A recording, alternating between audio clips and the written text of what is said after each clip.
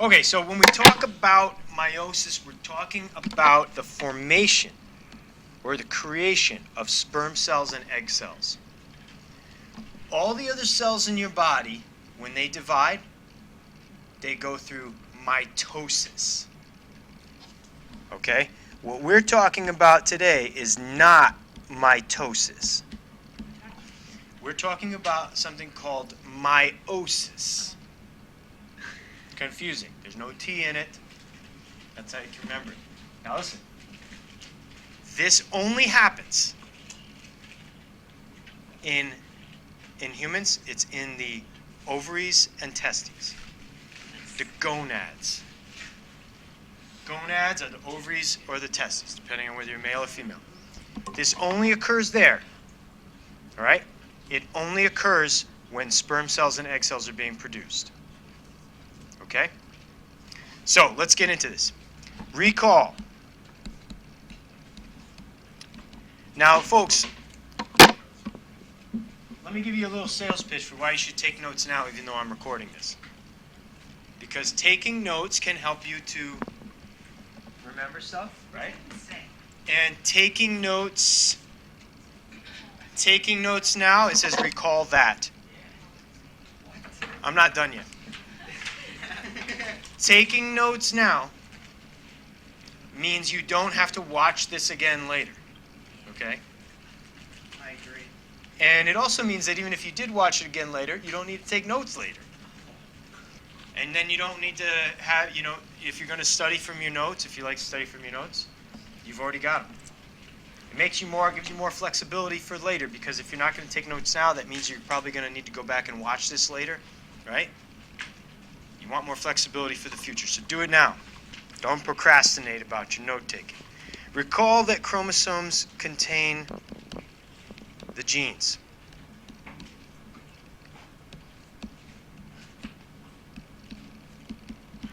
Chromosomes contain the genes. What is a chromosome? A chromosome is a strand of DNA, right? You with me? So here's the question. So how exactly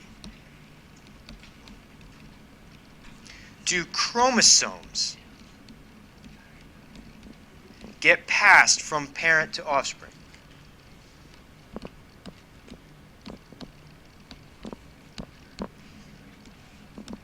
So how do chromosomes get passed from parent to offspring?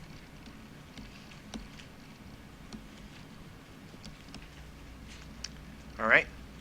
It all starts in the gametes. Okay? And these are pollen or sperm cells. If you were a plant, it would be pollen cells or sperm, and then or egg cells.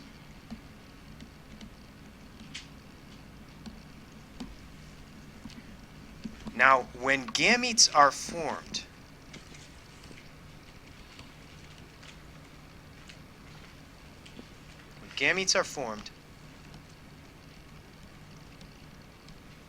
and this is key here, 2 copies of each gene need to separate from each other.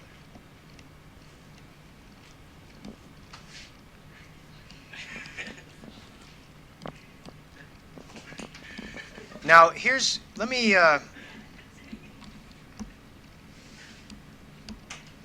what I mean. Let me just clarify this statement right here. Here's the idea. You got, from your parents, you got one gene for eye color. Well, this eye color is a little bit more complicated. Let's pick something like whether you have bushy eyebrows or thin eyebrows. Okay? That's pretty simple. You got one gene for eyebrow thickness from your father and one gene for eyebrow thickness from your mother. Okay? Listen. You got one eyebrow gene from your mother, one eyebrow gene from your father. Listen, they were on 2 separate chromosomes.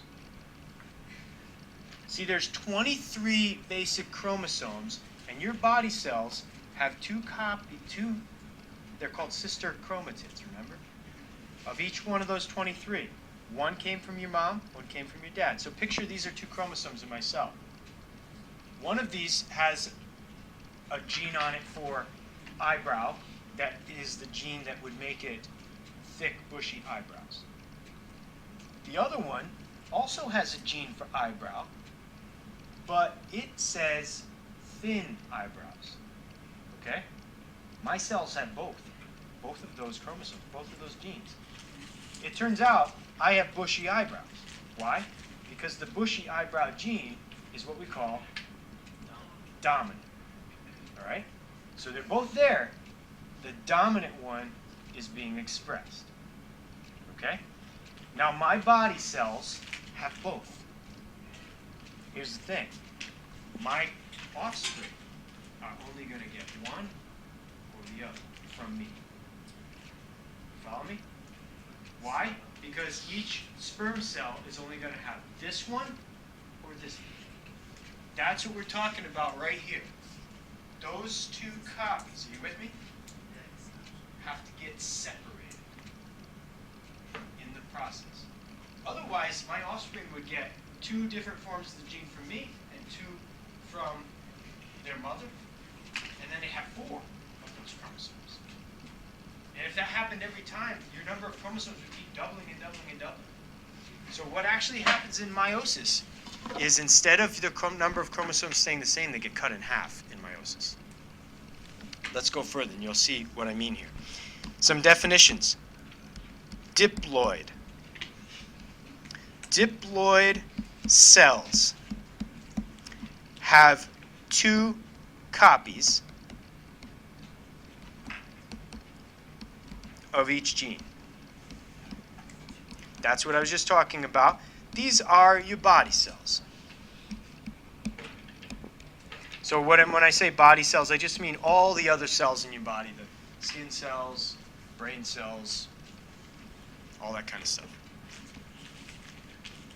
Those are your body cells. Now there's another kind of cell, though, and that is called a haploid. These have one copy of each gene. All right? Now, the haploid cells are the gametes. Now, here, how are you going to remember this, folks? It's pretty easy. Diploid for di. Think about it as diploid, two. Di means two. And then haploid, think about it as half. So the diploid have two copies of each chromosome. And think about this. Remember mitosis. Remember the sister chromatids? Two chromosomes were joined together at the centromere. Those sister chromatids, those were the two copies that I'm talking about here. Those are the two copies. So of each of the 23 chromosomes, each of the 23 different kinds of chromosomes, your body cells have two of each. So each of your body cells actually has 46 chromosomes in it. Two copies of each of the set of 23. A double set of 23. All right? These are the gametes. Sorry, I keep stopping in the middle of a word here. Okay, gametes. Sex cells are haploid. All the others are diploid. Human, so let me just get a little bit more specific in here. Human sperm or egg cells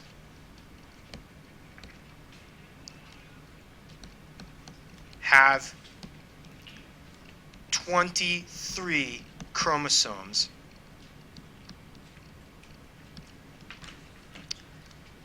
Human body cells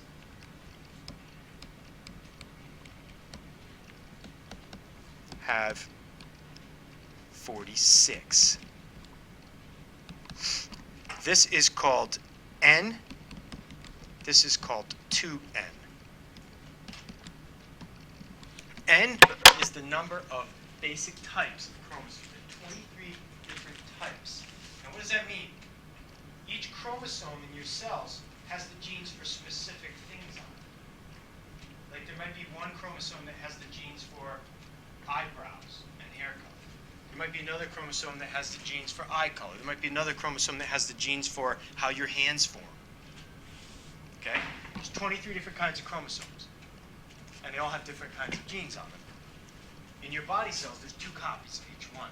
One copy you got from your mom, one you got from your dad. That's why it says 2N. And that's the one overpowers the other. One overpowers the other, right? The dominant overpowers the recessive, unless they're both recessive, in which case the recessive shows. Okay, now, meiosis is the cell division that makes gametes. And we're going to go into the steps of meiosis here. And then I've got a little worksheet for you to color in. It reduces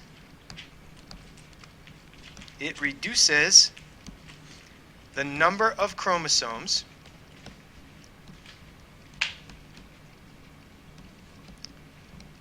by 1/2. Cuts it in half. This is different than mitosis. Mitosis produced 2 new cells with the same number of chromosomes as the parent cell, 46. Meiosis actually cuts it in half. Each new cell is only going to have half as many chromosomes as the parent. It involves 2 cell divisions. Happens twice. It's basically mitosis twice over. That's kind of how it works. I mean, if you think about it like that, you'd be pretty darn close to right. In the first division,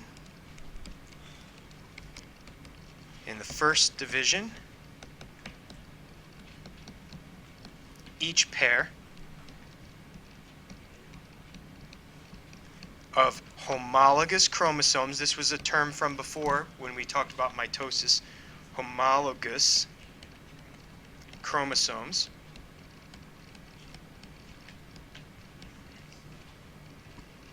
Did we use that term before? Splits. And, okay, let's talk about homologous then. All right? Let's pull this out. Let's say what that is. It goes to the second step here, the second division. In the second division,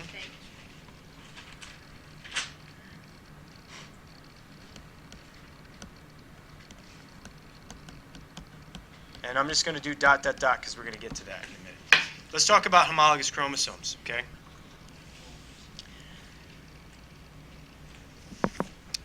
Let's say I have a chromosome.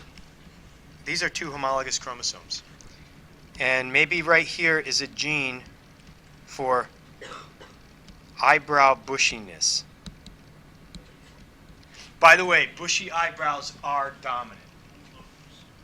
So if you have bushy eyebrows, you can thank that parent that has bushy eyebrows because they gave them to you. Because, listen, because bushy eyebrows are dominant, that means if you have a parent who has thin eyebrows, they don't have the bushy gene. Because if they did, they'd have bushy eyebrows. Follow me? So you can go home tonight and you can say to your dad, thanks for the bushy eyebrows, Dad, if he had the bushy eyebrows, or your mom. Okay? Did you say punch him in the face? That's okay. So eyebrow bushiness, that's the gene. Now look, maybe this one came from Dad. Now when I say come from Dad, what I mean is when your father's body was making his sperm cells, copies of his chromosomes were put into those sperm cells, and this was a copy from your dad's chromosomes. Okay? This one then must have come from your mom. That's how it works. One of the homologous chromosomes always comes from mom, and one comes from dad. Homologous. Okay, so in the first division, each pair of homologous chromosomes splits. These are homologous chromosomes. And then in the second division, something else happens, okay? So, let's go into the details.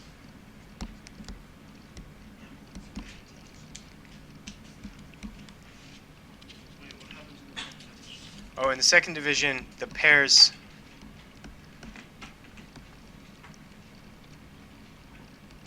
This isn't very clear, so I'm going to make it more clear in the next section here.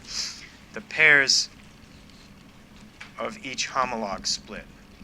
And that probably doesn't make any sense right now.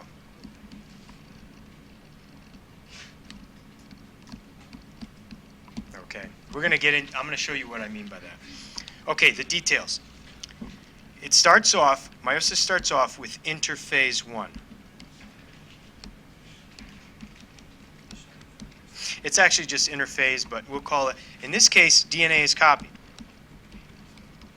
So this should seem familiar to you folks because the same thing happened in mitosis, right? DNA is copied in interphase. Then we have prophase. Now remember I said that this was kind of like mitosis 2 times over? That's why I'm writing the number 1 here. We have prophase 1. Now I'm going to first draw a picture, and then I'm going to write what I mean by it. Okay, here's a picture. And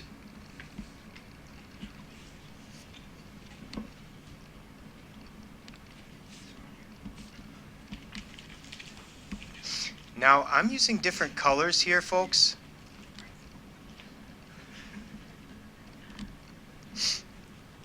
Let me clarify what's going on here. This is what it looks like, okay? Now look. What I'm showing here, That's an F, prophase? Oh, I see. 2 copies of the same chromosome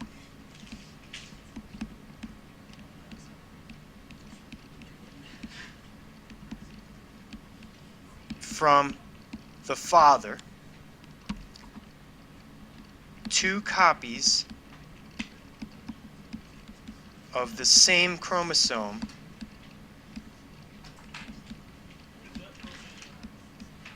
Yep, prophase 1, that's Roman numeral 1, from mom. Now listen. These are called homologous chromosomes. So in other words, here's what I mean. The blue is homologous to the red. Follow me? No. Homologous really, you know what you should think about when you say homologous? Similar. And Homologous means similar. heterologous would be different. What's that? Heterologous would be different. Right. Yeah, I don't think they use that word. It would be different. So, look, these 2 lines, these 2 blue lines, those 2 blue lines right there, those are 2 chromosomes. Those are exact copies. This blue line is attached at a centromere right there to another blue line. Those are exact copies. These 2 red lines that are attached at the middle, that's what that is. That's what the X is. Remember, it's 2 chromosomes attached like this, like my hands if they were attached like this. They're exact copies. However, the blue and the red are not exact. They're similar to each other. They're the same kind of chromosome. They have the same genes on them, but not the same. The genes don't say exactly the same things. So for example, let's put the bushy eyebrow gene on here. Are you really drawing bushy eyebrow? That's the bushy eyebrow gene. It's on all of them, but maybe on the mom it says thin eyebrows. And on dad it says bushy eyebrows. It says monobrow on dad. Okay? Now listen. Look at this picture, because this is confusing. So that's why I'm belaboring this point.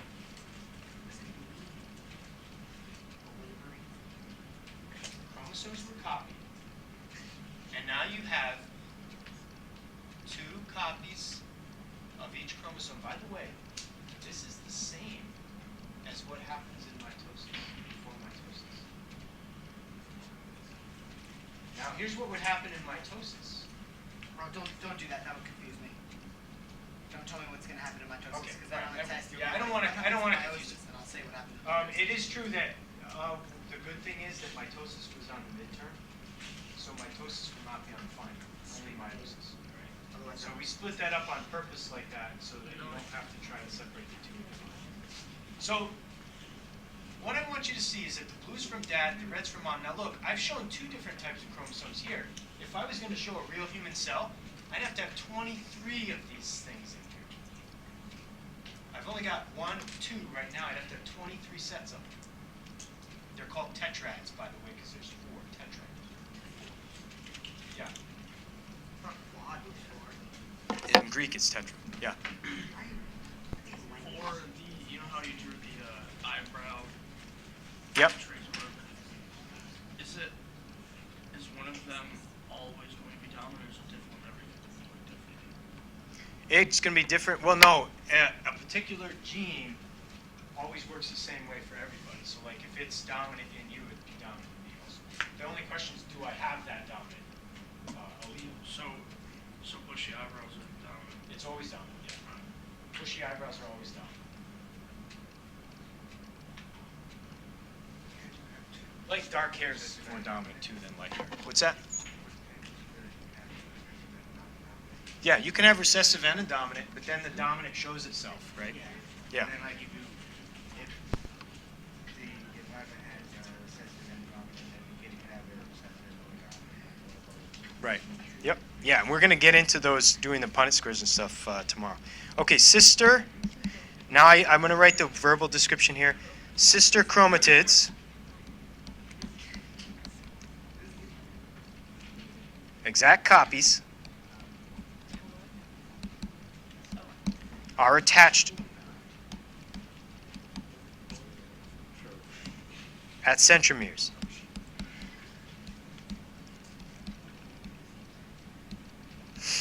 And so what I'm talking about here is those two. That's what I'm talking about, sister chromatids. Okay? Next. Homologous chromosomes. Fellas, you're distracting me and people. Homologous chromosomes are crisscrossed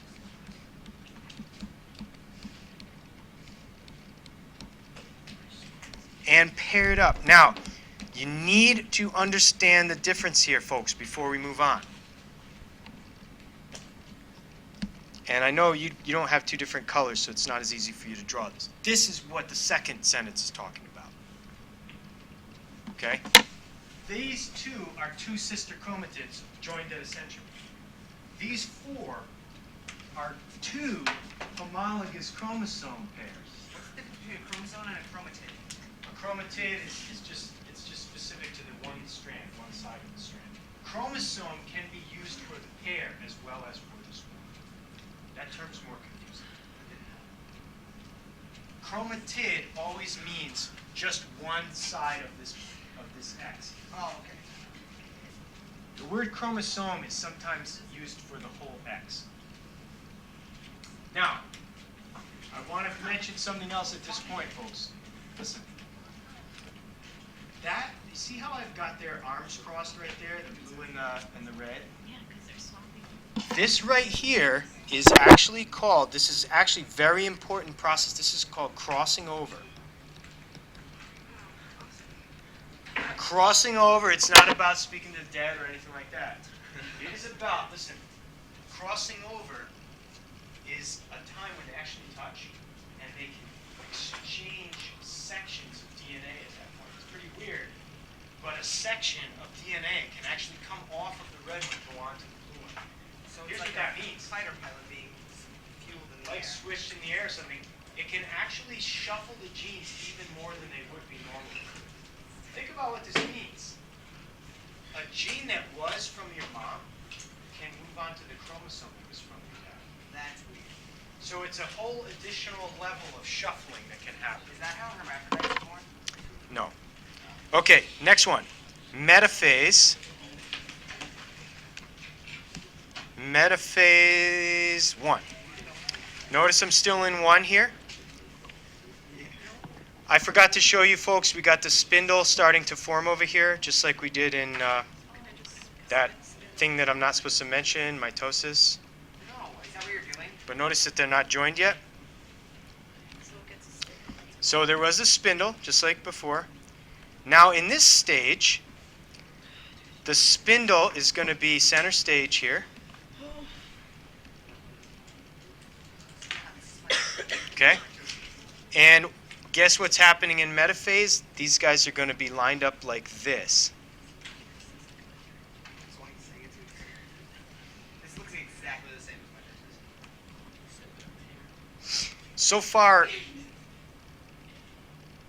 this is similar but different. This stage is different, and you don't want me to talk about mitosis, I won't. This stage is different. In mitosis, if I was going to talk about mitosis right now, Which you're not. what I would say, listen, if I was going to talk about mitosis right now, what I would say is that at this stage, you wouldn't see two chromosomes lined up on each strand. That's what he said. You would see only a blue one, and the blue one would get pulled apart. Okay? What's going to happen now is the blue one and the red one are going to get separated from each other. Okay? Now, this stage is critical, folks, because this is where the cell makes sure. Darren, this is where the cell makes sure that each new cell is going to get all 23 types of chromosomes. Okay? This is where that's going to be made sure. Okay, metaphase 1. Chromosomes line up and attach to the spindle.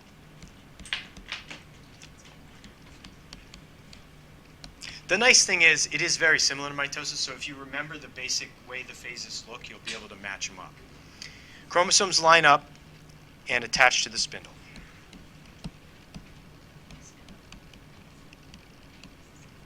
The spindle. Okay, that's all for that one. Now we've got anaphase 1. Anaphase 1. In anaphase 1, one pair, I'm going to write the words first this time, of sister chromatids, one pair of sister chromatids from each homologous pair moves to opposite ends of the cell.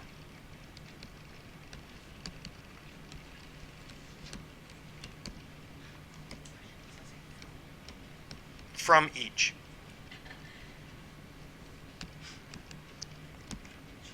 Of the cell. Okay. Now, so here's what it's going to look like. Here's my spindle. Now watch. This guy goes down here. This one goes over here. And then this one goes down here. And this one goes down here.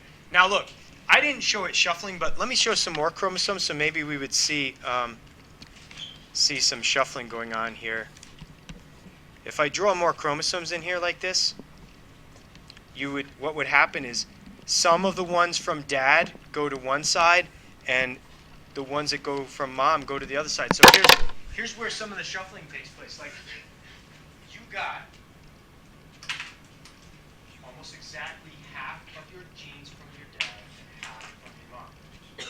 This is where that division took place. At this point, half of the ones that end up at this end are going to have been from the father, and half of the ones that end up over here will be from the mother, but they're all mixed. So which ones from dad ended up down here, and which ones from mom ended up down here is random. Okay? That's randomly determined. The fact that I went red, blue, that's random. It could have been all red just by chance. It could have been mostly red and a couple of blues. The blues are from dad, the reds are from mom. There's 23, though, in a human cell. There would be 23 of these things. 23. So about 11 would be from your dad, say, that went down here, and then 12 would be from your mom. That's how it would work. But which is which, you don't know. You could probably tell if you look in the mirror. Some of them came from your dad, some of them came from your mom, right? Now your siblings, your brothers or sisters, listen, your brothers or sisters also have half and half from your mother and father. But they have a different half. Wait, so then how do twins happen? Twins is when the embryo actually splits. So in the twins, the same embryo, which was made from the same sperm and egg, actually splits and makes two new embryos. So that's why they're copies. That's why the twins are copies. Okay, next one. Oh, this here. Notice the shuffling.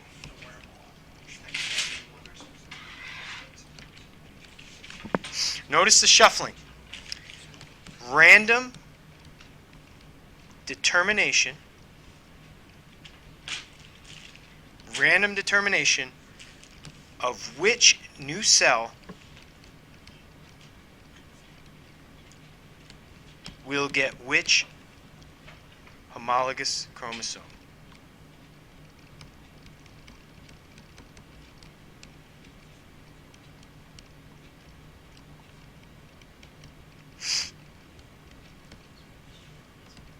And that, what I mean by that, homologous chromosome from mom or dad. What does that say of which? We'll get which homologous chromosome. Oh, right here, of which new cell. Oh. We'll get which homologous chromosome from mom or dad. So like I said, at this point, you're going to get two new cells. They're both going to have half mom, half dad. But which half is going to be randomly determined. Basically, you take all of mom's genes, all of dad's genes, okay, and they're going to be shuffled at this point.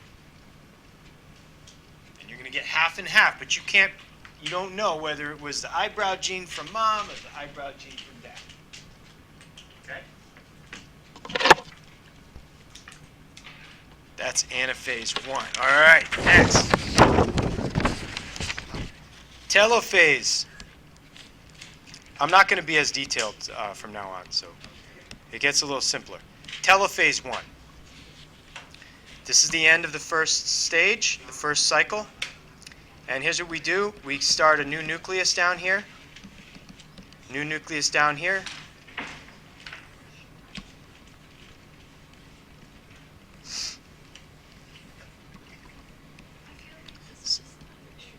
Okay, look. Basically, this is just like it would have been in mitosis. At this point, you've just got two new cells, okay? C, mitosis. But here's the key, folks. Listen. This is different than mitosis because, hey, Darren and Marcus, could you stop, please? I'm writing the notes. Yeah, but there's a lot of chatting going on. So, the difference between this and mitosis is that in mitosis, these two new cells would have been exact copies of each other. In meiosis, they're not. In mitosis, these would have been exactly the same. In meiosis, they're not. And that's important. We don't want all our children to be exactly the same because that's a weakness. That's a genetic weakness, like in terms of evolution. If all the offspring were always exactly the same, species wouldn't improve, species would die off. All right, now we got prophase 2, and we're getting finished here, folks. Hang on, just a few more minutes. I know, I'm not going to. I'm just going to show you the picture now, from now on. Prophase 2.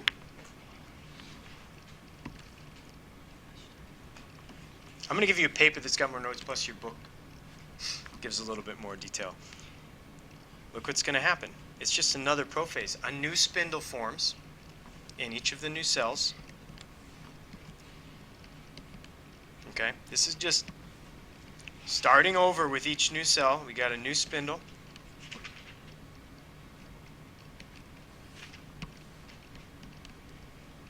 Okay, metaphase 2.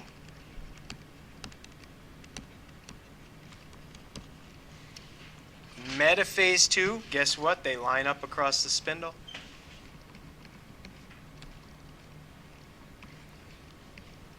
At least it's fun drawing these things. Not really.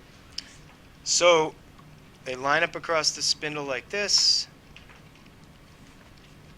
Now this looks like mitosis. Okay? Now that looks like metaphase and mitosis. Just a single X on every spindle fiber. And now those X's are going to split in the next part. So now we come down here and we've got anaphase 2.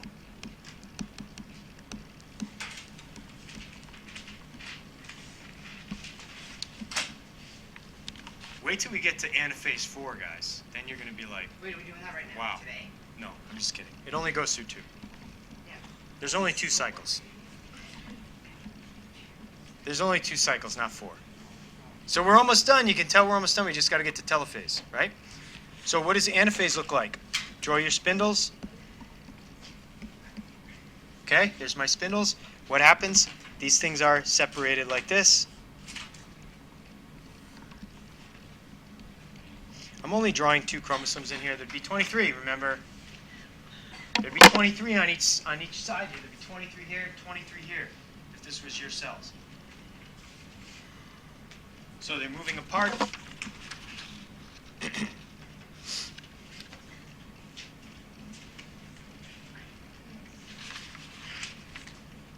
So notice. Well, actually, let me do telophase, and then I'll bring this home here. Telophase 2 and cytokinesis. Cytokinesis is the actual splitting part. Results in 4 new cells. See, we had 2 before. Right here we had 2. Here we have 4. 4 new cells. Now look at this, though. Well, hang on.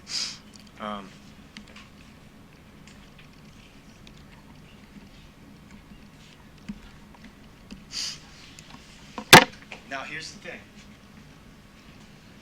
These 4 new cells only have 1 copy of each of the 23 chromosomes.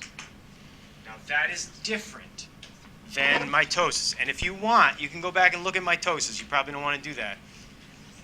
This is different because there's only 1 copy of each chromosome.